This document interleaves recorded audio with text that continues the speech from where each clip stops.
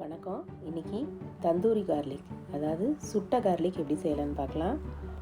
ஒரு முழு வெள்ளைப்பூடை எடுத்து உங்கள்கிட்ட ஒரு ஃபுல்கா கரண்டி இல்லை அடுப்பில் சின்ன ஸ்டாண்டு மாதிரி இருந்துச்சுன்னா அதை வச்சுட்டிங்கன்னா உங்களுக்கு கீழே விழுகாமல் இருக்கும்.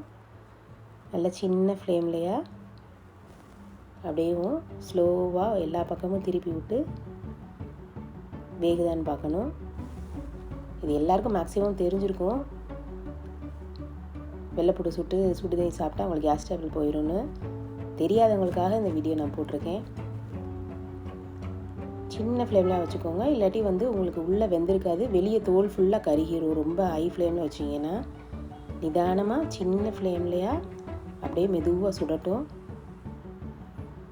வெள்ளைப்பூடு பிடிக்காதவங்க கூட இந்த மாதிரி செஞ்சு சாப்பிட்லாம். என் பையன்லாம் வெள்ளைப்பூடு சாப்பிட மாட்டான், ஆனால் இந்த மாதிரி சுட்டு கொடுத்தோன்னா அவன் தந்தூரி பூடுன்னு பேர் வச்சது என் பையன்தான். அவ்வளோதான். நல்லா சுடு தண்ணி வச்சு குடிச்சிட்டு வெள்ளைப்பூடையை சாப்பிட்டுட்டோன்னா நமக்கு ஒரு நல்ல ரிலீஃபாக இருக்கும். அவ்வளோதான். ஆறுனதுக்கப்புறமா தோல் உரிச்சிட்டு சாப்பிட்றலாம். வேறு நம்ம கார்லிக் டேப்லெட் போட்டோம் அந்த மாதிரிலாம் இல்லாமல் நம்ம நேச்சுரலாக இந்த மாதிரி ட்ரை பண்ணலாம். வீட்லேயும் ட்ரை பண்ணுங்கள்.